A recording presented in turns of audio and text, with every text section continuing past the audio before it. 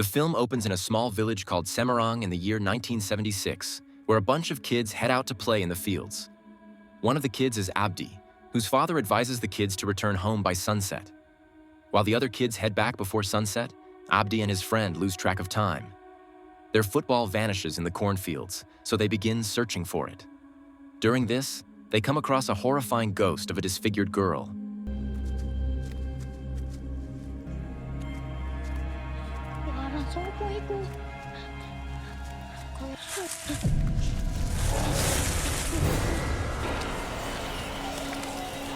Who attacks Abdi's friend to death. After witnessing the morbid attack, Abdi worryingly returns to the village and gathers everyone to save his friend. Soon they find his corpse on one of the rocks in the river stream.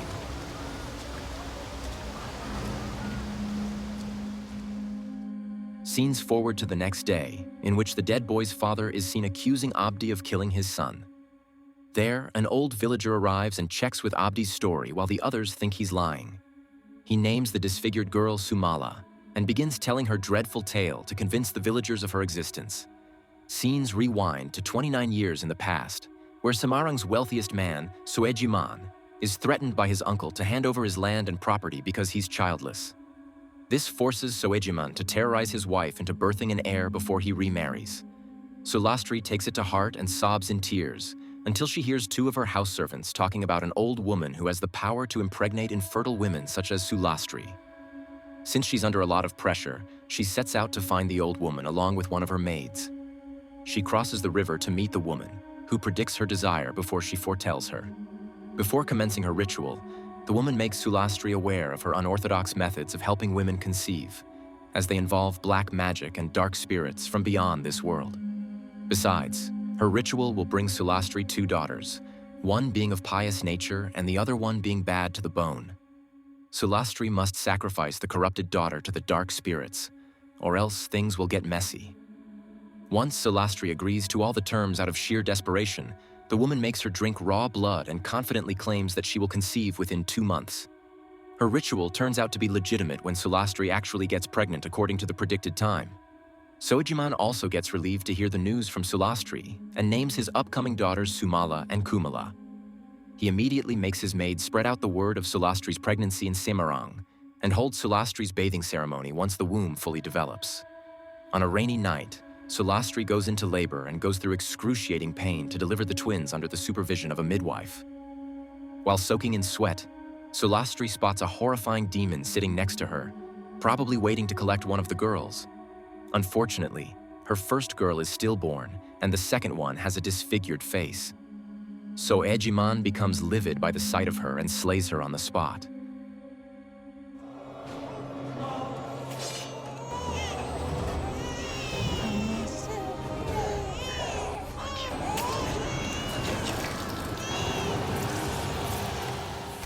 Miraculously, the stillborn girl starts crying, indicating that she's alive. Soejiman gets relieved to know that at least one of his girls made it alive. He names her Kumala and makes her birth official among the villagers. As time passes, Kumala grows up with half of her body completely paralyzed. It turns out she inherited the paralysis from Soejiman, who battled the same kind of paralysis growing up. He gets Kumala treated through a reliable therapist, but, however, Kumala's paralysis doesn't get any better, unlike Soejiman's. One day, Sulastri worries about the way Kumala is messing with a toppled bicycle and asks her to stop. Kumala becomes furious over this small inconvenience and goes feral. Soejiman takes notice of this and sends her to her room, where she starts throwing her stuff around and smashes her head against the mattress.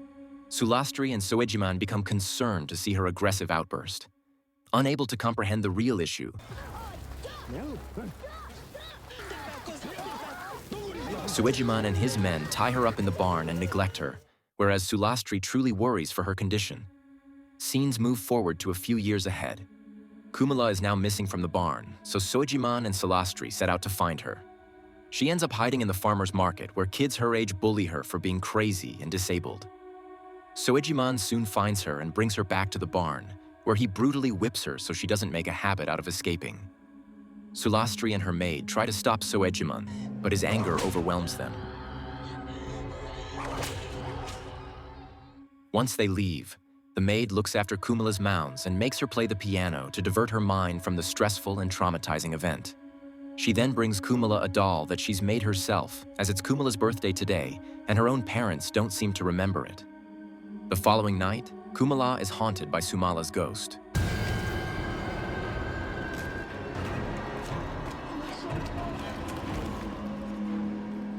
Who wants revenge from Soejiman for slaying her and mistreating Kumala in all these years. The next day, Soejiman becomes bothered by Kumala playing the piano and slaps her. Sulastri silently bears the abuse as she's powerless in the marriage. Kumala runs out of patience and gets up to threaten Sujiman. She freakishly fixes her paralysis and angrily jabs a pen in his hand. In actuality, Sumala is behind this cruelty, but Kumala gets punished for her sins. Soejiman makes her his new scarecrow for the cornfield and leaves her to burn in the scorching sun. When they bring her back for dinner at night, she gets possessed by Sumala once again, who makes her pee on the table. Soejiman's servant tries to stop her, but she attacks him too. That's when Sulastri sees Sumala's reflection in the mirror and becomes horrified. Kumala runs away soon and is later discovered eating raw meat in the barn. The next day, Kumala's nanny Sum worryingly asks her about last night's misconduct. Kumala tells her the truth about Sumala, which Sulastri overhears. She now realizes that she's broken the pact by not sacrificing one of the daughters to the devil and worries about what will happen next. When Sulastri asks Sum to join her on a journey, she asks her son to look after Kumala, who happens to be the narrator of Sumala's story in the Abdi's timeline. Sulastri takes Sum to consult the old woman across the river, but she finds out from the boat guy that the woman died months ago. Fearing what will happen next, Sulastri confesses everything to Sum. A few more years later, Soejiman is still seen locking Kumala up in the shed. Sum begs for his mercy on Kumala and asks him to stop abusing her, but he claims that it's his way of teaching her manners. Behind their backs, Sum loves Kumala and comforts her. Due to her courtesy, Kumala grows a soft spot for her. One day, the village's kids show up outside her house and trick her into coming out, after which they bully her and smear mud all over her face. Sum chases them away, while her own parents watch the entire thing from a distance. Soejiman gets Kumala locked up in the shed once again. That night, Sulastri hears eerie noises coming from the shed and wishes to check up on Kumala, but Soejiman forbids her to do so. Meanwhile, Kumala gets possessed by Sumala and grabs a sickle before escaping.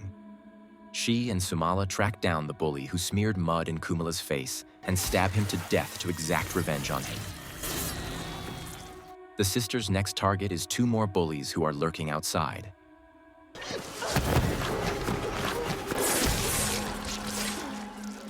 When their absence is noted by the villagers, they instruct the remaining kids to stay under one roof and set out to look for the kids in another village.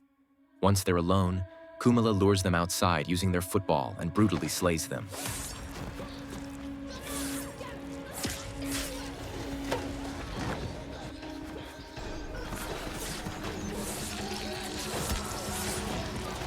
She beheads the last one with a big grin on her face. The next day, the villagers discover the dead kids' limbs scattered all over the land and their heads pierced on a stick, which baffles everyone. They find Kumala's doll nearby, so they head to Soejiman's place and accuse Kumala of the violent murders. Soejiman defends Kumala at first, but when he checks the shed and finds a secret hole dug in there, he gets convinced that Kumala's behind the ultra-violent murders. That's when Sulastri breaks silence and tells him about Sumala's ghost, which she herself witnessed in the mirror reflection. Hearing this, Soejiman personally asks Kumala about this, which she confirms and also makes him aware of Sumala coming for him next. He fears Kumala now, so he instructs his servant to trap her properly and heads out to consult a shaman to ward off Sumala's evil spirit. The male servant traps Kumala's feet between two wooden slabs and hammers wooden nails on the slabs to prevent them from separating. Sum cries while comforting her, during which Kumala warns her to leave the house because Sumala is going to massacre everyone present in the house. Sum takes the warning seriously and leaves with her son. Meanwhile, Soejiman finds out about his wife's secret pact with the demons through the shaman. The shaman asks Soejiman to bring Kumala to his place for a ritual. In case he fails to do so, he must stab Kumala's heart with the shaman's provided dagger before the demon hurts more people. On the other hand, Kumala gets possessed and escapes from the barn. She lures the male servant out of his room and attacks him with a dagger. He locks himself in the house, but she knocks it down and obliterates him.